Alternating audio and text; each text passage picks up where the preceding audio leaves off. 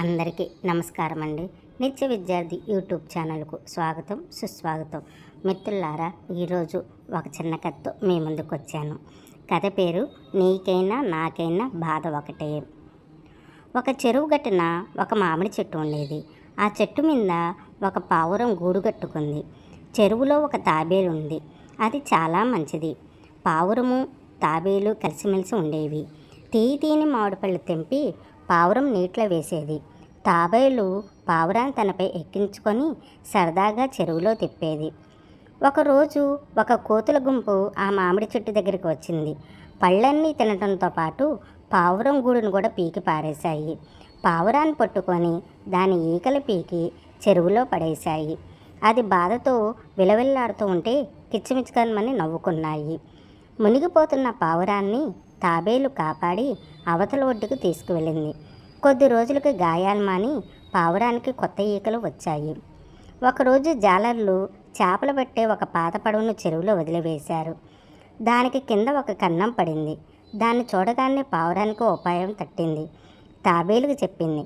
తాబేలు సరే అని పడవ కింద నీళ్లు రాకుండా కన్నానికి అడ్డంగా నిలబడింది. పావురం పడవ మీద కూర్చొని గంతులు వేసాగింది. కొంతసేపటికి అక్కడికి కోతుల గుంపు వచ్చింది.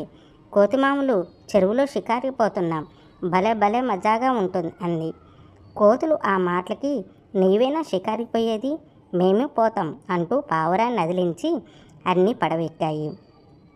లాహిరి లాహిరి లాహిర్లు అనుకుంటూ చెరువు లోపలికి వెళ్ళాయి. వెంటనే తాబేలు పడవ కింద నుండి పక్కకు పోయింది. ఇంకేముంది, సర్రున లోపలికి నీళ్లు రాసాగాయి. కోతులన్నీ భయంతో కిచకిచమని అరవసాగాయి. గట్టు చాలా దూరం ఉంది, దూకితే చావటం ఖాయం. అన్నీ భయంతో కళ్ళనీళ్లు పెట్టుకున్నాయి. కాపాడమని గట్టిగా అరవసాగాయి. పావురము గాలిలో ఎగురుతూ అక్కడికి వచ్చింది.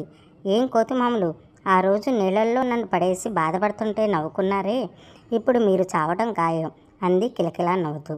కోతులు తప్పైందని మన్నించమని లెంపలేసుకున్నాయి. ఇంకపై బుద్ధిగా ఉంటామని అందరూ దేవుళ్ళ మీద ఓట్టు పెట్టుకున్నాయి. కాపాడమని వేడుకున్నాయి. దాంతో పావురం మనసు కరిగింది. తాబేలుని పిలిచింది. అది మరలా పడవ కిందకు చేరి నీళ్లు లోపలికి రాకుండా అడ్డుగా నిలిచాయి.